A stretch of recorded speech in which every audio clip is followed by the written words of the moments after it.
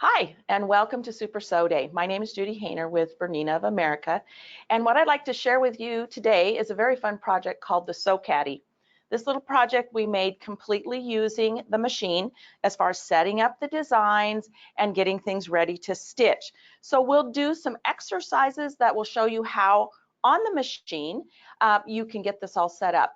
What we're using today is a B880 Plus, and it also all these features that I'm showing, most of them, I'll point out the ones that are not available on the 790, the 500, the 590, and the 700. Those have a lot of our plus features for embroidery. Full embroidery is another way to term that. So we'll have a fun time doing everything at the machine. The other thing that I'm going to share with you is in the hoop project, so we're going to do very minimal sewing today, was the project itself was created using the BERNINA embroidery software version 8.1. But the designs and the setup of all of our designs, so let me just give you another peek here, were all done using the machine itself. So we're going to have a lot of fun playing with some of those unique tools. Inside you'll see that we're going to have some pockets with dividers. We'll stitch those out as well. And then you'll be able to just roll it up and have your own little Sew Caddy project. So with that, let's get started with a few of the activities, and I'll show you a little bit of how some of these designs were created before I go through the actual steps of showing you how the Sew Caddy was constructed. So let's go over here to the machine, get a little closer, and we'll get up onto the screen here. The designs that I will be pulling up, they are from and are located on the 880. One other thing that I want to point out before we get going here is on your screen of the webinar, there was an ability to download the handouts. And when you download the PDF handout, there was a link to the designs as well. So that is easily accessible that way. There will be, in the next few days, a follow-up webinar or a follow-up email from the webinar that will also give you a link to the handouts, which take you through setting up all the designs as I'm going to show you here, as well as all the construction points and the finished designs. So let's get started and run through the first activity. With this activity, we're going to start with the design that's loaded on the machine. It's in folder number 8, and this is described as a hobbies folder. So we'll scroll through the collection, and there's a fun little spool and needle design that we're going to use. What I'm going to do first is make this much more visible for you on screen. So let's touch the color wheel or the color information tab, and then the color wheel, and just kind of change the coloration of the spool. And we can also change the brightness and the darkness. One thing that's nice about this is when I go back to the color tab, it has actually changed all the colors here in the color numbers that I have gravitated to. I'm going to go back in here. Oh, I guess that's still okay. I want to make sure that that's nice and visible for you on the screen. Okay, we'll go back into the editing screen, and we're going to modify this design. So I'm going to touch the information, and it'll open up our editing tools. The first thing that I want to do is scroll down, and there is a tool called Group and Ungroup. All the elements of the design are on one level here, and I want to break them or ungroup them.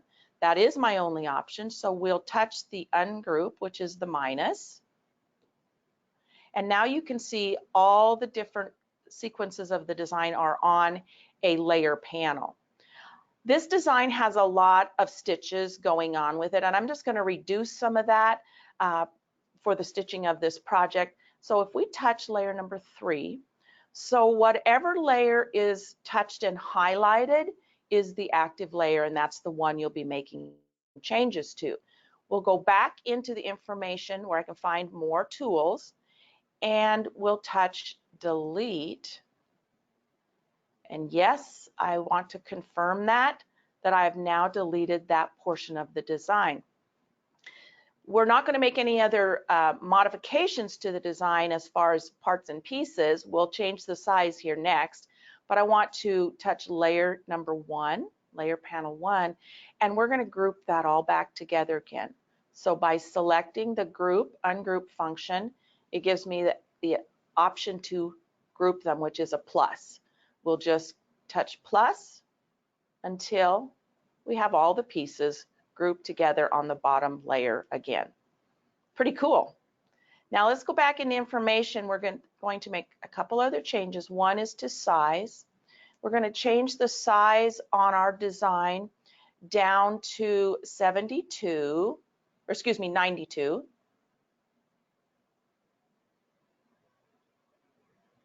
So just a little bit of a change. Touch the information to get back to the tools. We're also going to mirror this design. We're going to mirror it right, left. And you'll see in just a minute when we start combining things why I have changed the direction or the orientation of the design. So now that design is ready. As you're doing it at home, you can go ahead and save it. I'm going to leave it on my screen because we're going to add to it. Now, I'm using the jumbo hoop on the 880 because I can get the biggest sewing caddy possible with the stitchable area that I have on the jumbo hoop. So we're going to choose the jumbo hoop, close this screen, and I'm going to just kind of slide this up out of the way. We're going to start adding other design elements to this. So let's go ahead and touch the plus, and we'll go back to the folders, or one more level, 2 more levels, I guess. There is a monogram collection here in folder number 6. And I've always really liked this paisley grouping, but it's got a lot of stitches and there's a lot going on. I love the shape of it, so we're going to modify this design as well. So the S is what we're going to be choosing because we're going to create the word sew. We'll go into, I'm going to close this window so we can go to the color wheel again and make some modifications to that color so you'll be able to see it a little bit better on screen as well. And again, change the darkness and lightness of it. Make sure we get it nice and visible for you. And go back to editing. So the next step, because I want to get rid of a lot of what's inside this S, we're going to open up that information screen again with the S layer selected. So number 2 panel layer is selected. We're going to scroll down and find group ungroup again. And we're going to ungroup this design. Oh, there we go. Now, what we need to do next is we could go ahead and eliminate every layer just by deleting it, going back and deleting like we did with the spool of thread. But instead, I know the only part of this design that we're going to use is the last layer, which we can't see until we move up, and that's the satin stitch. So I'm just going to make sure that layer 2 is highlighted and start grouping that back together again, picking up all the pieces of the design one at a time until I have what I need on the layer. Oh, I got them all back together again. So another handy tool is undo. Now I'm going to select my second panel layer again because it includes everything that we want to delete. There's our satin stitch. So let's go back into the information and the editing tools and we'll delete layer 2. Confirm that. So as you can see, we have the spool, we have our letter S, just simplified. I would like to go ahead and change the color of this, get started with the building of our design. We'll go into the color information tab. This is the design, the color that I'm working with. You can see that it's highlighted around here. I'm just going to touch the 2 circling arrows. Then comes up the thread chart for Isocord, which is what I am using. You can scroll through here and find other brands located on this. We're going, and if I just want to scroll to find a color, I would use these lower arrows, but I know the color number, the thread number I want to use. So I'm going to use 0 to 9 and just merely type in that number, select it, and now it's easily changed to visually see on the screen and know that that color is the one that I'm going to be using when I stitch it out. So let's go back to the editing screen. So we have our spool, we have our S. Now let's start building the word. So we will touch the, I'm going to move the S and those down here just a little bit out of the way. We're going to add, and we're going to go back and go into the alphabets, the fonts that are included on the machine. And then scroll through to font number 15, which is the Swiss block. And we already have our uppercase S with our monogram, so we're going to choose lowercase and touch the E and the W to complete that word and confirm it. The changes that we're going to make before we put them together, opening up the information screen, we're going to change the size of this, and we'll go ahead and reduce that down to 72. And some of you are thinking, my, that's quite a little reduction. The safe, what we recommend is 20 up and 20 down. But I've tested both of these. They have stitched out well. That's the advice that I would give if you make drastic changes, is to go ahead and make sure you do a test sew out to guarantee that it's going to be as you desired. So the size has been reduced. We'll go back to the information. The next thing I want to do is add a little extra space between those letters. So we have wordart on this machine. So we're going to touch that tool. And when we use the top multifunction knob, it changes the space. When we use the bottom one, it arcs it either up or down. So we're just going to space that E and W about 11. And you might think, well, how does she know how much to space it? It's what looked good at the time, and that's part of what's fun about being able to play right on the screen. So we'll go back, and the E and the W, we're going to move it down near the S. And I'm looking at my S thinking, that's awfully large. So I want to touch that panel again, and I'm going to resize that S before we group them together. So let's just scroll down and find the resize icon. We're going to take this down to 72% as well, so that it looks a little more proportional with our lettering that we're adding, and it's going to fit much nicer into our whole collage. Okay, so touching the E and the W again, what I really want to do is zoom out, because we're going to go and move this, and I'm going to go back and make sure I can use the move tools, and we're going to just snug it in. Now you can drag on screen, or you can use the multifunction knobs to move it. And I want to kind of nest that in above the curve near the top of the S. So there's the letter sew, and let's next group it together so it's all one word. We'll touch the S. We'll scroll down to that group and ungroup icon, and we'll group those two together. Easy. Go out and we can zoom that. So that's our first word. We're just going to kind of nestle it down over here in the corner. Now, one more word to add. Let's touch the plus to add. We're going to use the same font. We will do an uppercase C and then lowercase a, d, d, y, and confirm that. First change we'll make is to size. We'll go up to the resize icon, and we'll bring it down to 72% as well, just as we did the EW and the letter S. Oh, we're getting there. All right, now touching the information, we can go back to our tools. The next thing we're going to want to do is space these. We want to increase the space, and we're also going to give it an arc. So we're going to scroll back down. While that is selected, and also I want to point out on the screen, whatever is selected is going to be bold or in a, much more visible color as you select them. The grayed out things are the things you're not working with. You can still have them in there. You just want to know what's selected. If you have the bottom panel, you're working with everything.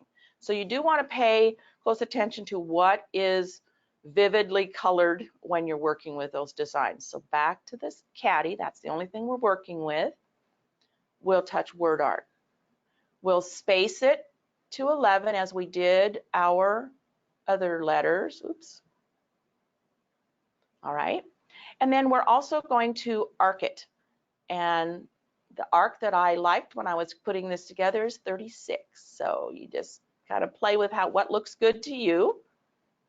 Sometimes if you're trying to arc it around something, that'll make a difference as well. But these are all wonderful editing things that you can do right on the screen. Now, the next function, we'll go back into our tools, is we're going to move this down to the lower portion of the screen. I wanted these to kind of have a whimsical, throw out your letters look. So we're going to ungroup this word.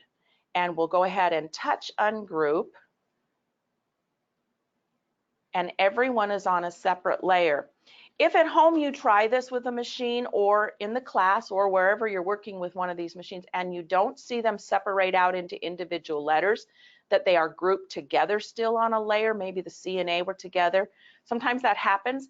It has to do with a feature that we have on the embroidery side, which is controlling the length of a jump and cut. So the default is 6 millimeters and you can reduce it down to 1. So on here, we have changed those settings down to 1 so that when we do lettering and you want to break them apart so you can rearrange them, they will come up on an individual layer. As you can see, they're all layered up. So that's just a little tip if you've ever said, why is it not working? Okay, what we're going to do is arrange these. So I'm going to touch the information. I do want to be able to maybe rotate them and give them a different orientation slightly. We'll zoom in, because that makes it so much more visible. We'll pan this way so you can see the whole word. Now I know I want to be moving, so I have to touch the plus to be able to move. This lets me move around in the screen. This one I might rotate just a little bit more this way. We're going to move them up and down. Oops, wrong one. I need to touch that one. Move it up and down. You can use your multifunction if we go back to that, and we would have to go back here to be able to do that, moving it up and down and all around. This one I want to come down a little bit more, and then we're going to touch the next letter. I do want to rotate slightly. The only advice that I give when you're moving these around is make sure the top D and the bottom D, see, and the bottom D, there's a space between them. Because in a couple minutes, you're going to see why I want that space between them. So there you can just kind of play around it. There's no magical formula to how those are placed. It's what looks good to you, but just make them look like you kind of had fun and gave them a little bit of a toss. So what we're going to do, since this is the arrangement we're going to settle on for now, is we're going to scroll back down in the layers until we have the first letter of the word highlighted. We'll touch the information to go into the editing tools, and then we're going to locate the grouping. And we're going to group those all back together again so they are on one layer panel. So as we scroll down, you can see we've got caddy and sew and the spool. Now the spool is actually the last thing, I'll give you a little zoom out here, that we need to place. So we're going to go ahead and select it, and I'm going to drag it over here, and I'll zoom out so you can see better what's happening. And we'll go into the move icon. That's highlighted. We're going to just nestle that little tail of thread right in between the two D's. So now you see why I wanted one dropped lower. So there's the placement.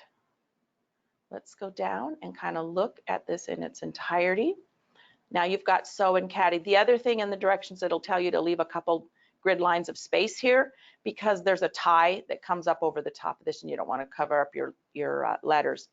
Now, if you'll look at how this is going to stitch, layer number 1 would be the first thing to stitch, then it'll start with the S and the E and the W and then caddy. I really want it to start with the S. So another great tool that is now available for us is to resequence a design, how it's going to stitch out. So we're going to touch layer number 1 because I want to move it to be the last thing that stitches. And then I'm going to touch the resequence or rearrange icon and go ahead and touch up because I want to move it up in the layers. And we just touch it up until it's in the position where we want it to be. So it'll stitch this part first, this next, and this next. Oops. Back to editing. All right, there's our sew caddy. So that was pretty easy and everything was modified and set up and created right on the screen. And then you could save this and continue to do the extra, the other designs and add them all together in the end or just keep building. So that's using group, rearrange, sizing, deleting, as well as rotating and moving. So there's a lot of fun things we got to do and the color wheel as well. So now I want to show you another great little tool that we have. So let's close this window. And it's there's a design that's being used on the Sew Caddy called a stitch medallion. So let's go in and get something new. And we'll go back to, oops, not that far, to the folders. And on the machine, on the 880 machine, there is also all of the sewing stitches live on the embroidery side of the machine. So let's touch that. And you can see that we have our practical stitches, basic zigzags and specialty stitches for sewing, as well as decorative stitches, alphabets, buttonholes, and then this is the patchwork or the quilting stitches are kind of grouped together in one menu. We're going to work with a couple of stitches out of the decorative folder to create the medallion. The first folder we'll grab a stitch from is 701, and we're going to use number 8. Now I'm going to make this hoop a little bit bigger just for the sake of setting up this medallion. So we'll work with the oval hoop. Close this menu, and then we're going to change the color also. So I want to go ahead and touch the circling arrows because I'm going to type in a number on the screen to change that decorative stitch too. As you stitch out this design, you'll understand why both of these parts of the medallion are different colors. You'll stitch them the same color, but when parts of a design are a different color, the machine always stops and lets you make changes before you move on. Make changes or change thread. Okay, let me show you now this little design all ready to go in and create a different layout for it.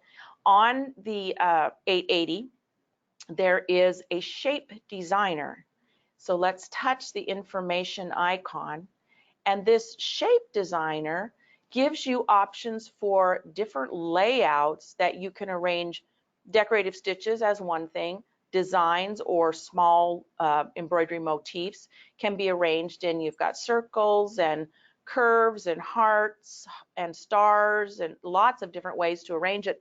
Plus you can also control in those layouts the circumference, say, of a circle, and you can do it proportional where it stays a circle, or you can choose to unlock it, change it into an oval if you'd like.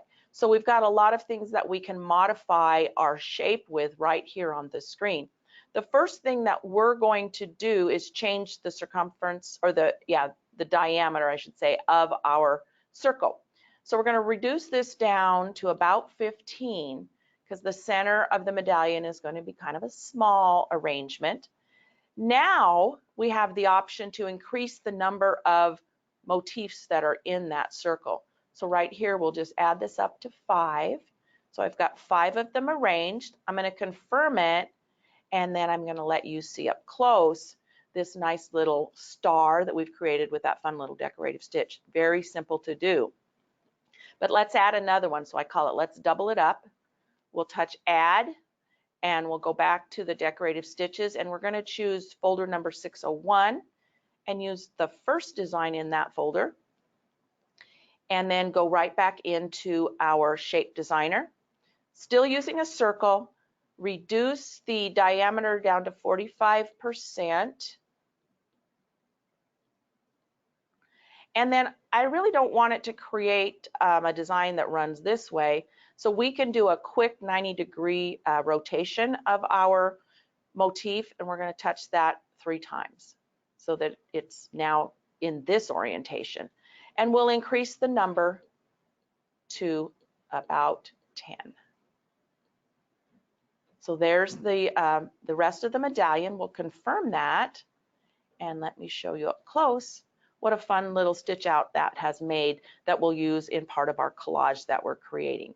So that was a great way to use the shape designer. Other things that are activities in the handouts that you'll receive is using endless embroidery with decorative stitches, as well as going to the sewing side and using the stitch designer to create this little loop that's in our collage, and then bring that to the sewing side of the machine and create an embroidery motif. So you've got several different fun things that you're going to get to experience as you follow and work through those activities. Now what I want to do is get you started with, let's stitch this out. What is the process for the stitch out and the construction?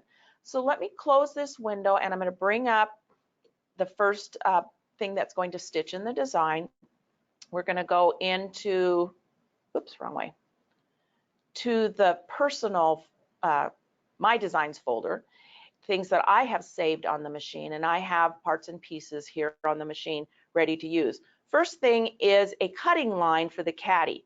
So it doesn't come in perfectly in the hoop, so we're just going to move it down so that none of this red shows, because what happens when it's red?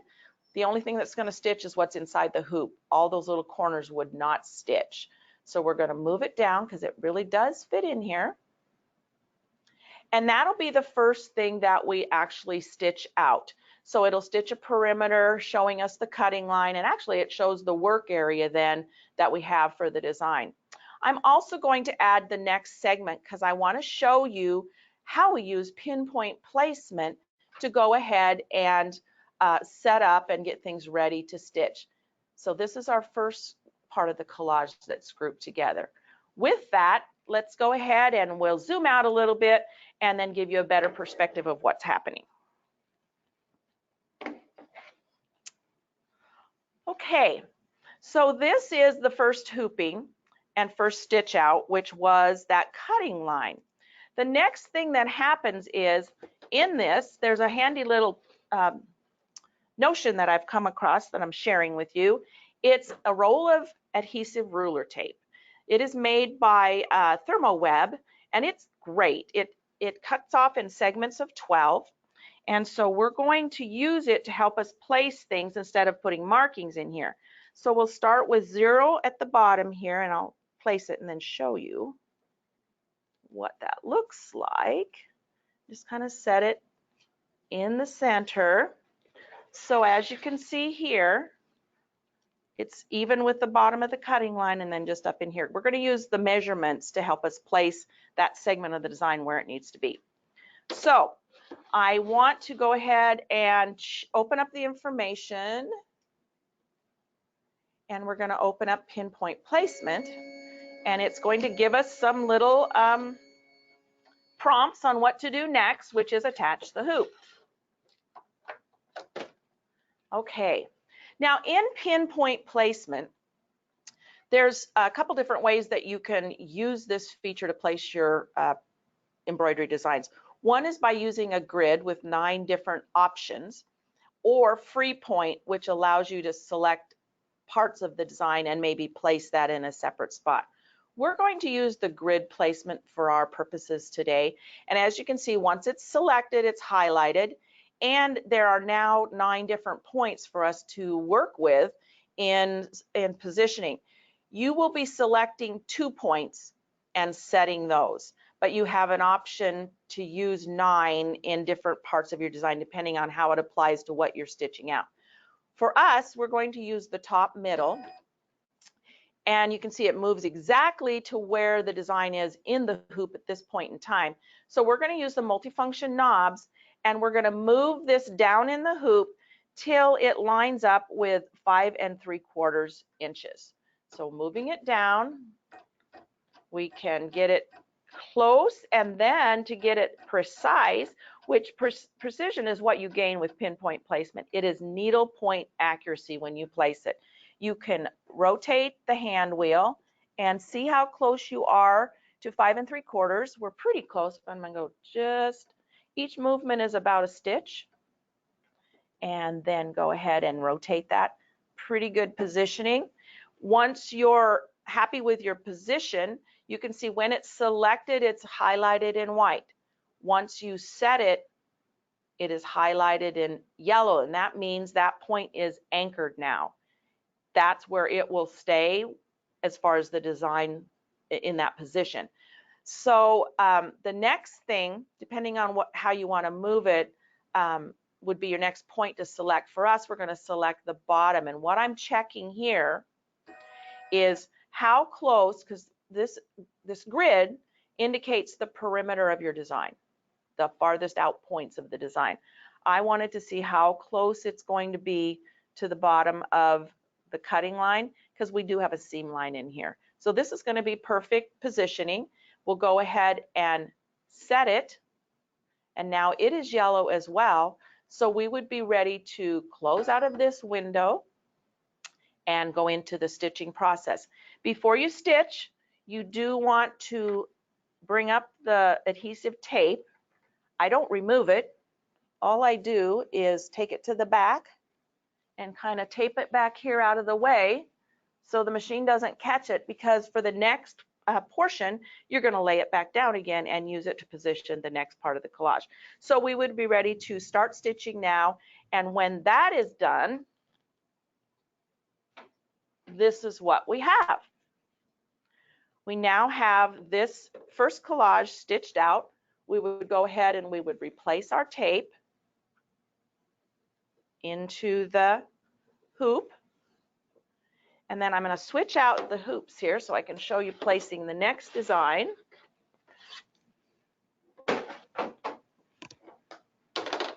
Get attached back on here. And so what we'll do next is we will go ahead and first I'm going to touch the cutting line and delete that, because we aren't going to stitch that more than one time. So we'll go into the information and we'll just delete that, because we're done with that one.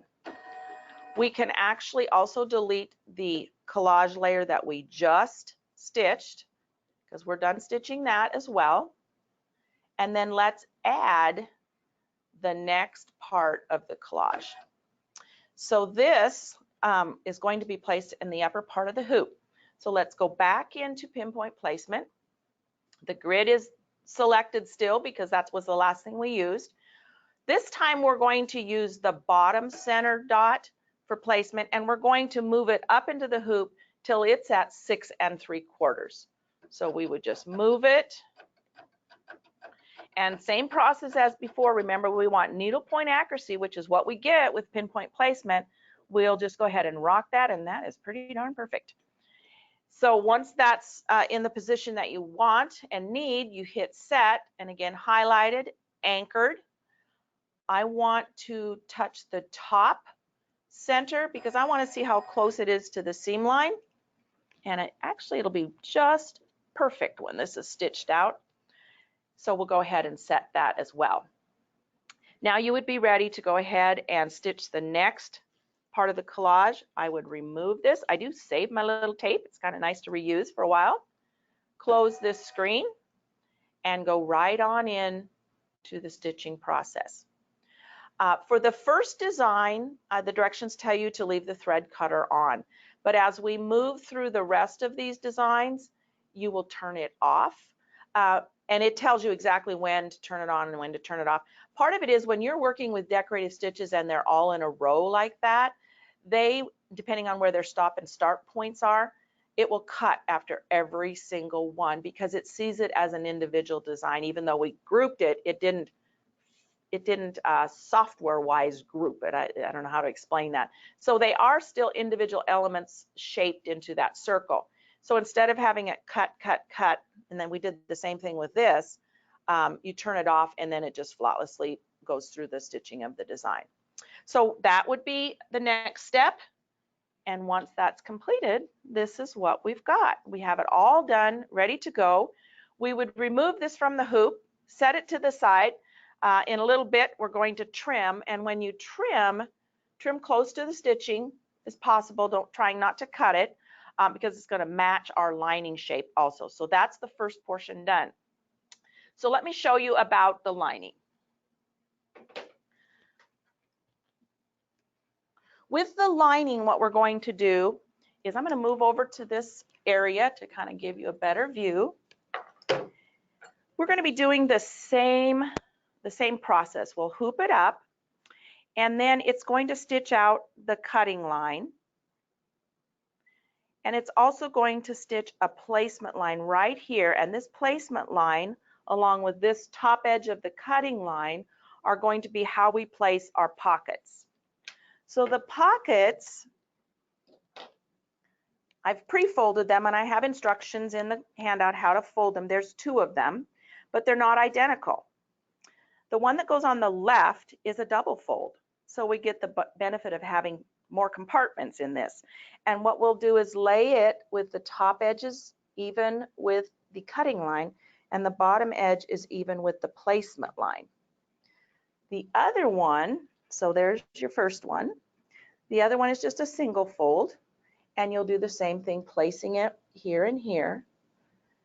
And then there's another great little product if you haven't tried it. It is called OESD's Tearaway Tape. The beauty of this is it sticks things into place. If you love to do in the hoop projects, you'll love this product.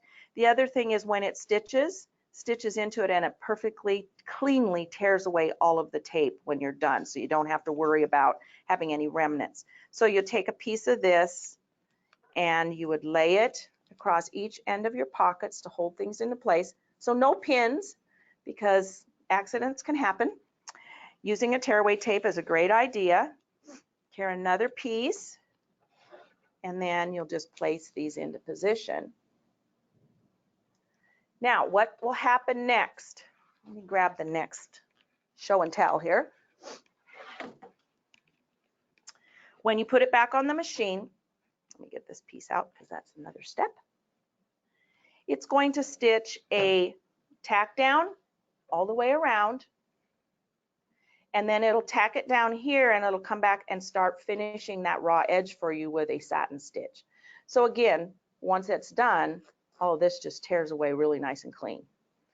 Then what happens is, and I'm going to point that out right down here, the next step, well, actually the next step is stitching your dividers.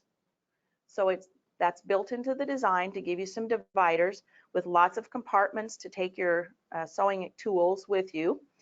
And then the next step is a placement line stitched right here that allows you to place the tie, and again using tearaway tape, even with the cutting line and straddled on that placement line. So this would be the tie, and the tie needs to go into the hoop this way. Then it's going to stitch a little tiny rectangle right here to tack that into place. The final step then is to keep this all laying this way, and we're going to then have trimmed our exterior. So we've trimmed around the outer edge, and we're going to do right sides together. And once it's right sides together, you'll use that tearaway tape once again to hold that into place. So you've got it holding it into place. You don't have to tape it all the way down. You can see this is from the pockets. You just need kind of like pins, putting it so it stays secure, because it's going to stitch your seam that combines those two together all the way around, and then it is built in to backtrack for you. So it's going to back stitch all the way around so it's nice and secure. Once that's done, you'll take this out of the hoop. You'll trim it even around here. You'll trim those clip the corners a little bit because it's pretty bulky, and also clip your curves. For both of these, you leave the heavyweight stabilizer in because it gives you some body for your caddy project. And once that's done, you'll turn it inside out, and you're going to go ahead, and another tool I like to use is OESD's new point and turn. So it allows you to get inside and snug those corners as well as smooth out a lot of those curves and edges before you press it.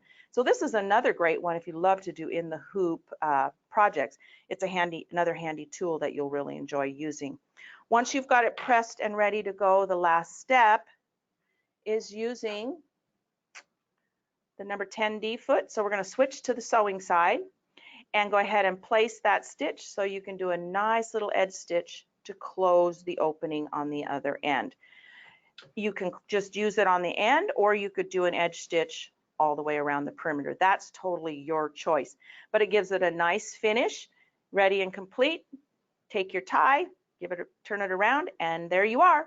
Sewing Caddy is complete. Fun project, and hopefully you'll all enjoy creating your own. Now, I would take any questions that we might have regarding the project today or any other things that are going on in what we experienced today. Can you do this in a 790? Good question. The question is, can this be done in a 790? The answer is it can, but you will have to make some more modifications to the design, especially to the cutting and the stitching that happens to hold your pockets into place. You could reduce the size on the machine, but you will also have to modify your pockets for size, so you might have to play with that a little bit. So yes, it could be done on the 790, but you'll have to play with that in the hoop design and the cutting of your pockets.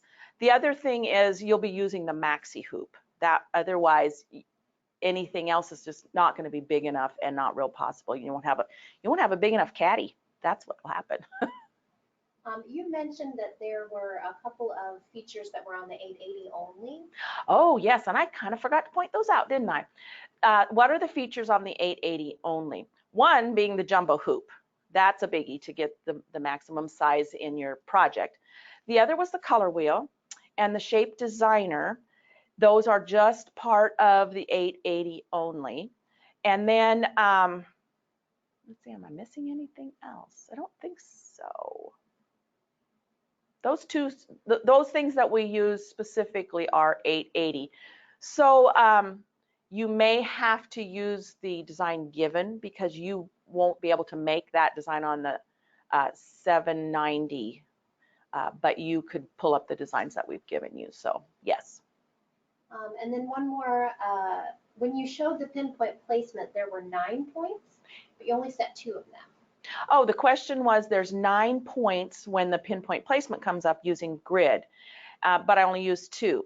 The maximum number of points that you can set is 2. You have 9 options of how you want to align it on the project, so you kind of can pick 2 of those 9 to set. Now, I will also say though, you can touch and select other points and maybe align and not set them, but you can only set 2 points out of the 9 to have them be firmly anchored. All right, thank you. Okay, well, I hope you guys all have a great day sewing, because any day you get to sew is great, but have fun making the Sew Caddy, and we thank you for joining us.